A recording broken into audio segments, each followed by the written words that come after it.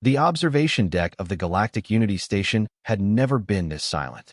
Outside the transparent hull, a sea of stars shimmered like the heartbeat of the universe. Each light a story, a civilization, a dream. Inside, 23 delegates from 12 species stood frozen. They weren't breathing. They weren't speaking. Because below them, history was happening. Through the reinforced glass, a single human knelt in a containment pen filled with predators. 5 Rexy cubs, offspring of the Vray, one of the most feared species in the galaxy. Born with claws that could shear steel, jaws that could shatter bone, and instincts that knew only dominance. And yet, the human was unarmed, unarmored, and smiling. Her name was Ria Kessler, xenobiologist, diplomat, and humanity's only representative in the most important test ever devised by the Galactic Council. If she failed, humanity would never join the stars. If she succeeded, she might just change the galaxy forever. When Earth first contacted the Galactic Council, the reaction was mixed. Humans were young, impulsive, unpredictable, a species that laughed in the face of extinction and somehow survived anyway. The Council had seen countless civilizations rise and fall, some brilliant, some brutal, but all driven by the same question. Could power exist without destruction? Humanity, they weren't sure, so they created the test of worth. If humans wanted to join the Council, they had to prove something no species had ever done on their first try. Not dominance, not technology, but understanding. And so they chose the Vray, apex predators from the volcanic world of Tar. Creatures bred for war, who respected only one law: strength through survival. To bond with a Vray cub was to be recognized as a peer. To fail meant death. And Ria volunteered before anyone could stop her. She stood in the containment airlock. The walls gleamed like liquid silver. Her pulse thrummed in her ears. "Observation team, I'm inside," she said. Her voice was steady, almost too steady. Above, the observation deck buzzed with quiet panic. Captain Vaughn, a 4-armed Crothian War veteran, grunted. "She's going to die in there," he muttered. Beside him, Dr. Mara, a 6-tentacled plenary medic, coiled nervously. "She shouldn't be doing this," hissed Ambassador Trellix, his chitin plates clicking. "The Vray Young are weapons. They don't play. They kill." But Vaughn shook his head. She insisted, said it was humanity's test. And it was. The door sealed behind her. The world went still. The air smelled faintly of ozone and musk. The cubs prowled in circles, restless, uncertain. Their scales glinted like wet obsidian, eyes glowing with molten crimson light. Ria exhaled slowly. Her heart pounded, but her mind was clear. She knelt down, unarmed, unafraid, and whispered, "Hello there." Her gaze fixed on the smallest one, a gray runt, shoved aside by its siblings. "Kira," she murmured softly. "That's what I'll call you." The cub's head tilted. A low growl rumbled from its chest. In the observation deck, several delegates stepped back. Instinct screamed at them to flee. But Ria didn't move. She extended her hand, palm open, fingers relaxed. "No threat," she whispered. "No fear." Kira crept closer. His nostrils flared. His muscles coiled. The predator's mind fought between curiosity and instinct. Ria stayed perfectly still. Every heartbeat echoed like thunder in her ears. Then, in a blur, Kira lunged. His jaws clamped around her sleeve. Fabric tore with a sharp snap. Gasps erupted across the deck. Alarms blared. "Security team," Vaughn began. "Wait," shouted Dr. Harlow, the other human delegate. "Look at her." On the monitors, Ria was laughing. Not screaming. Not panicking. Laughing. Her arm moved gently, tugging back just enough to resist the cub's pull, not in fear, but in play. "What is she doing?" Trellix demanded. "She's playing," Harlow breathed. "On Earth, predators learn boundaries through play. It's how humans domesticated wolves. She's showing him she's not prey, but not a threat either. She's family." Down in the chamber, the cub's growl softened. He yanked harder, testing. Ria tugged back, laughing again. And something shifted. One by one, the other cubs turned toward her. Their eyes glimmered, curiosity overtaking aggression. Moments later, the impossible happened. 5 apex predators began to play, tumbling, nipping, yanking at her gear straps like overgrown puppies. And Ria laughed, bright, fearless, human. The sound echoed through the intercom, washing over the silent deck above. Captain Vaughn whispered, "Impossible." But a low voice answered from the shadows. "Elder Shakura, the Rexy matriarch, scarred and ancient." "Not impossible," she said.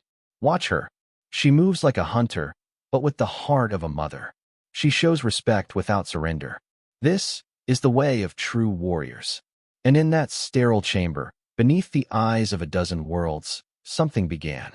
A bond, not built on dominance or fear, but on something older, something human. This was only the beginning. Because before the galaxy learned what humanity could build, it would have to witness what they could feel.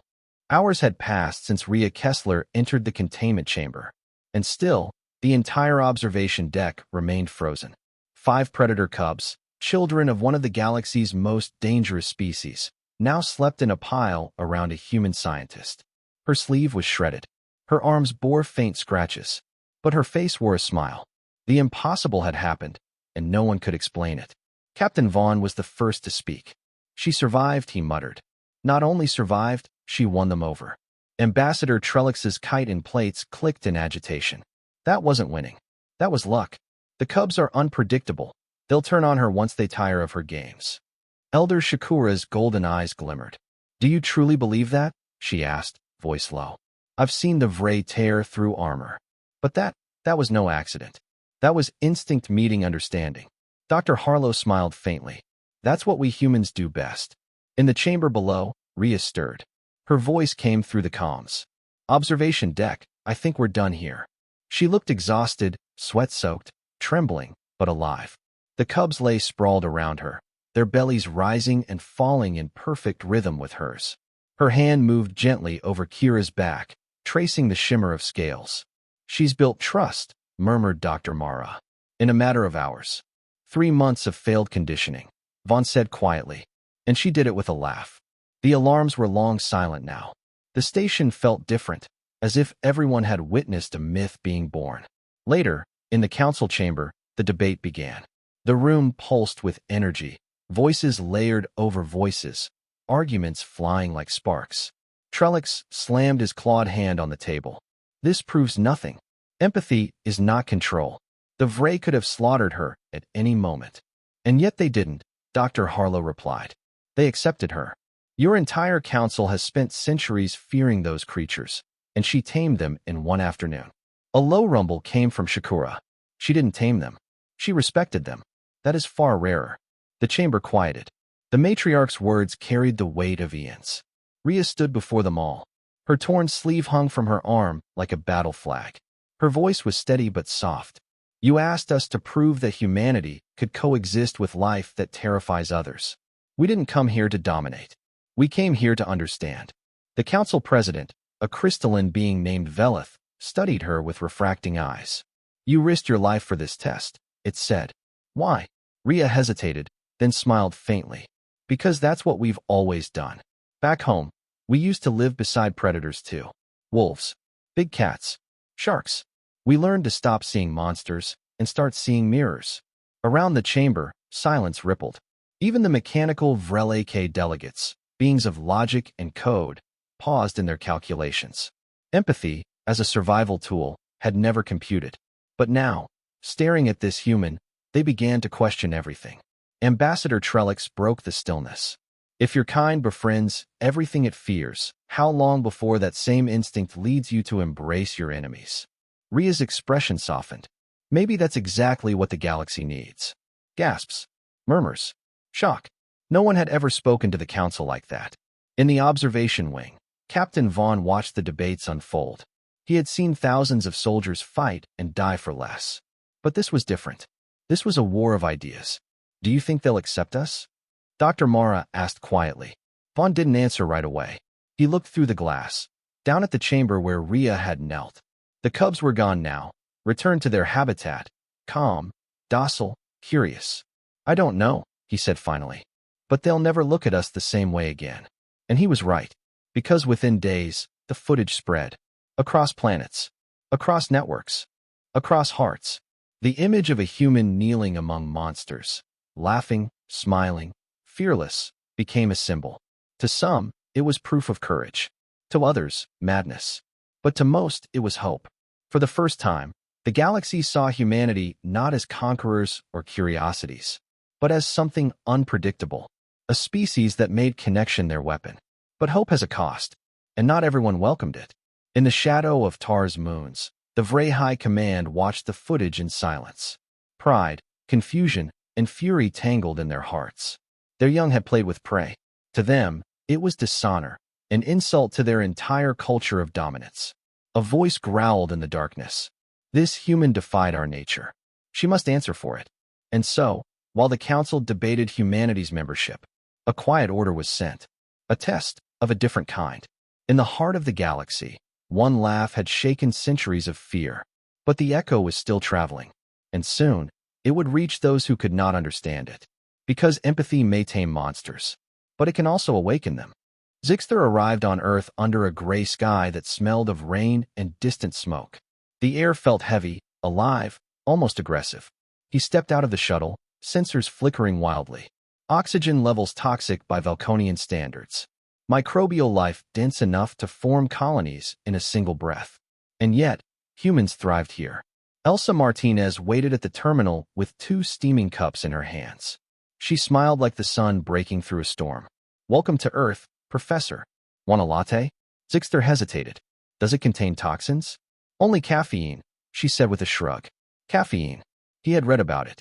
A psychoactive stimulant, technically poisonous in high doses. He took a careful sip. It was hot. Too hot. His crystalline tongue tingled, then burned, then relaxed into a strange warmth. He sneezed fire. Elsa laughed. "You'll get used to it." Over the next few days, she guided him through a tour of human cuisine. He watched with scientific horror and reluctant fascination. Humans eating dishes that steamed, smoked, and sizzled. Flames licking at pans. People smiling through tears as they devoured food so volatile it needed warning labels. At a small street market, a man handed Zixter a skewer of bright red peppers. "Ghost pepper curry," the vendor said proudly. Zixter's sensors screamed chemical alarm. He declined politely. Elsa and Jixen, however, ate without hesitation. Sweat poured down Elsa's face. Jixen's speech modulator glitched into static. They laughed through the pain. "You celebrate pain," Zixter said quietly. "You have ritualized suffering." Elsa wiped her eyes. "We call it flavor." Each day, Zixter's understanding shifted. He saw humans eating peppers named after death and apocalypse. He saw contests where people cheered as one competitor temporarily lost vision. And afterward, they hugged, laughed, and ordered another round. He recorded notes in his log. Species, human. Behavioral anomaly. Seeks pain for pleasure. Possible evolutionary advantage. Emotional resilience through controlled suffering. At night, Elsa took him to a rooftop cafe overlooking a glowing city. The air shimmered with the scent of roasted chilies. Zixter looked out over the lights and murmured, "Your planet burns even when it sleeps." Elsa smiled. "That's how we survive. We keep the fire inside." For the first time, he understood. It wasn't recklessness. It was mastery. Where other species fled from danger, humans had learned to taste it. On the final day of his visit, Elsa handed him a small bottle. Inside swirled a crimson liquid that seemed to pulse with energy. "Carolina Reaper sauce," she said. "World's hottest. Consider it a souvenir." Zixter held the bottle like it was a fragment of a star. "And people eat this?" "Every weekend," Elsa replied. He nodded slowly. "Perhaps your species is not merely adapted to pain. Perhaps you have evolved to find beauty in it." When he returned to his shuttle, he looked back at Earth one last time. A world of storms, oceans, and fire. A death planet by every known standard. And yet, somehow, the most alive world he had ever seen. He whispered to himself, "They do not fear the flame. They feast on it." As the engines lifted him into orbit, he glanced at the bottle glowing softly in his hand. The liquid shimmered like captured sunlight. He smiled, the first true Valkonian smile of his life. Maybe, he thought, the galaxy needed to taste a little fire. The Galactic Unity Station hung against the curve of a blue nebula, a floating citadel of peace surrounded by light. But peace was a fragile illusion, and illusions shatter quickly. The first strike came without warning. No declaration, no signal, only silence, followed by fire. 3 vessels appeared out of slipspace, their hulls marked with the sigil of the Vray Dominion. They opened fire on the station's outer ring. Shields flared. Alarms screamed. Then chaos consumed the stars. Captain Vaughn was already in the command pit when the first blast hit. He braced himself against the console. "Report. 3 enemy cruisers, no transponder codes," shouted the tactical officer. "They're targeting civilian sectors." Dr. Mara's voice cut through the noise. "Casualties already coming in. We need to evacuate the lower decks." Vaughn slammed his fist onto the console. "They're trying to make an example of us. Find their flagship." But as the sensors locked on, the data froze. Every crew member stared at the display. The Vray fleet wasn't firing to destroy the station. They were carving a message into the hull, an ancient Vray symbol. Judgment. Ria Kessler stood at the observation deck, staring at the burning ships reflected in the glass. Her heart ached with dread. "They're not just attacking," she whispered. "They're trying to prove I was wrong." Dr. Harlow grabbed her arm. "You need to get to the shelters." "No," she said. "I started this. I have to face it." In the command center, Elder Shakura arrived, her massive frame shaking the deck. "The Dominion denies any official order," she said. "But those are their warriors. Rogue or not, they fight in our name." Vaughn nodded grimly. "Then you'd better help stop them." Shakura's eyes narrowed. "I will. But the human must be kept alive. Her death will ignite war across 100 worlds." Vaughn stared out the viewport at the burning horizon. "Then let's make sure she lives." Hours turned to minutes. Minutes turned to survival. Ria moved through the smoke-filled corridors, helping wounded civilians to the medbase. The walls shook with every impact. Flames painted everything in red and gold. She turned a corner and froze. A squad of Ray shock troopers had breached the deck. Their armor glowed with heat.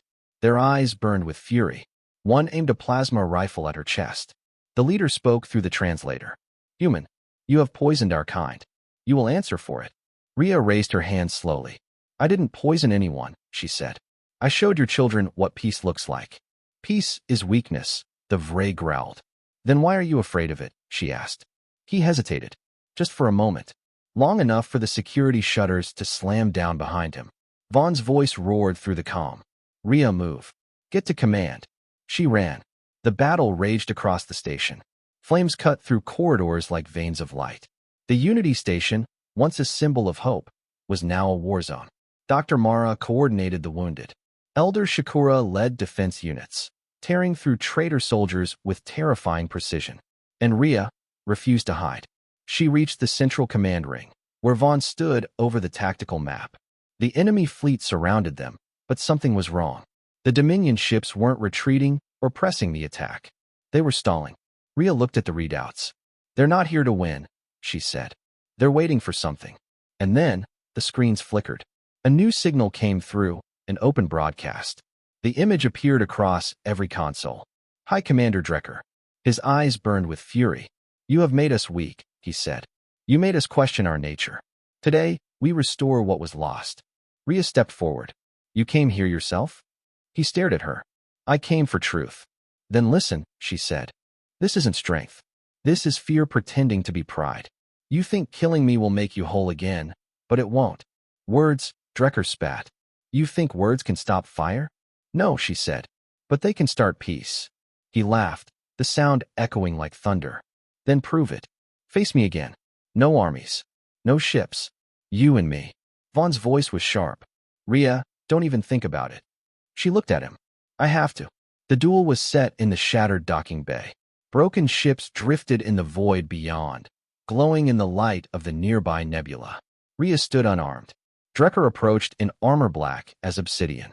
"You said trust was strength," he said. "Show me." She nodded. "I will." He charged. She didn't move.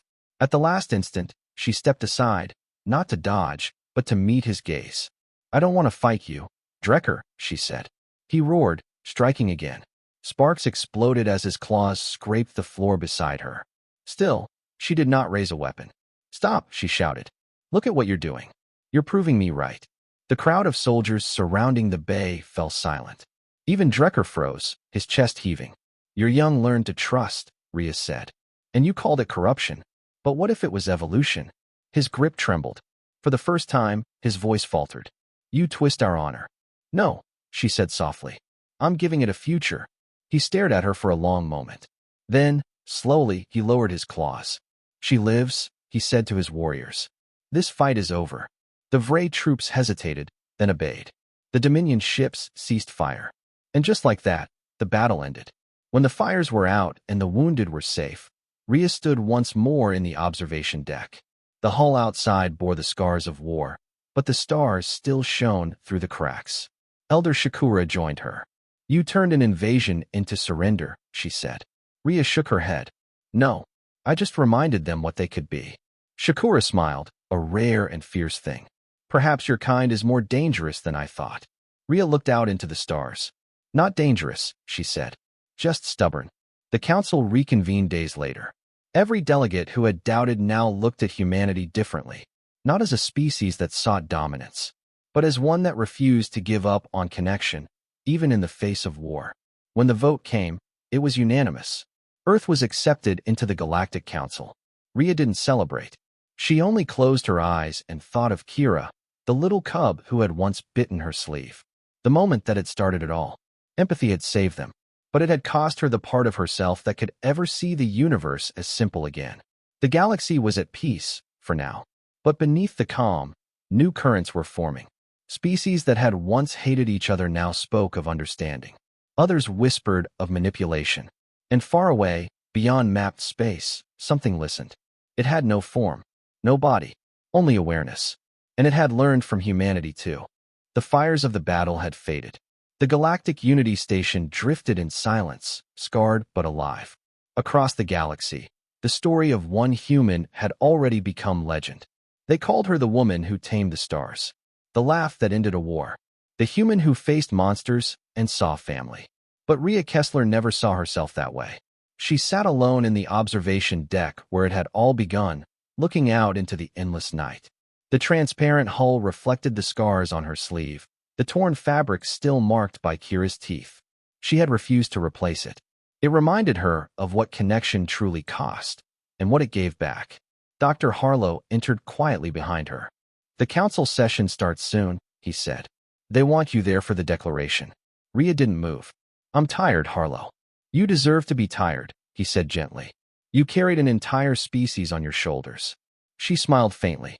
No, I just listened when everyone else was shouting. The council chamber was filled to capacity. Delegates from 1,000 worlds had come to witness the moment humanity was formally welcomed among the stars. When Ria entered, the entire hall fell silent. Velith, the crystalline council president, rose. Ria Kessler of Earth, it said, your actions have redefined what we believed possible. Through you, we have seen that understanding can be strength, and that empathy can be a weapon sharper than fear. It is the unanimous decision of this council that humanity be granted full membership within the Galactic Unity. A wave of applause filled the chamber, a sound that trembled through the air like thunder. Ria bowed her head. Thank you, she said simply. Velith tilted its refracting eyes. What will humanity offer the stars in return? Ria looked up, her voice soft but clear. We'll offer what we've always offered, ourselves. Flawed, curious, hopeful. We'll make mistakes. We'll learn. And we'll keep reaching out, even when the universe bites back. The chamber was silent for a heartbeat. Then Elder Shakura rose. Then let it be written, she said. The humans are the heart of the council. Years passed. The Galactic Unity Station became a hub of peace. Ria retired from diplomacy, choosing instead to teach at the new Institute of Xenopsychology, a place where empathy itself was studied as a science. The Vray rebuilt their honor not through conquest, but through guardianship. Their warriors became protectors of frontier worlds, trained in part by the same human they had once hunted. And on Tar, 5 grown Vray stood as living legends. They were known across the galaxy as the Peace Brood, the cubs who had first learned to trust. Their leader, Kira, bore a single piece of fabric tied to his armor, a strip of gray cloth, torn from Ria's old sleeve. One day, long after the wars had ended, Ria returned to Unity Station. The observation deck had been restored, gleaming under soft light.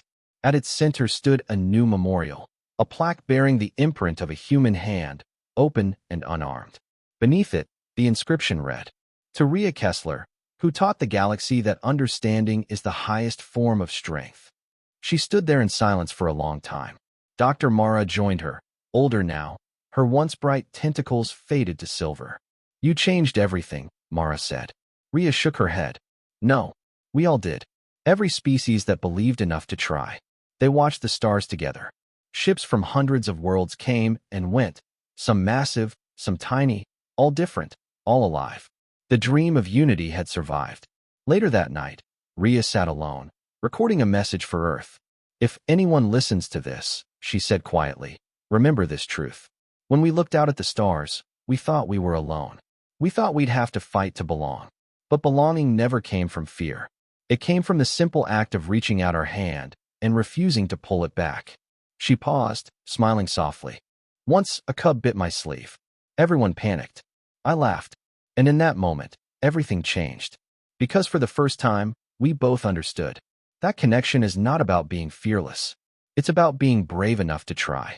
She ended the recording, stood, and looked out at the galaxy she had helped to reshape. Stars pulsed in quiet rhythm beyond the glass, like a living heartbeat. And for a brief, perfect moment, she thought she heard it again, the faint echo of laughter. A sound carried across space and memory, soft and human, defying fear itself. The laugh that changed the galaxy forever.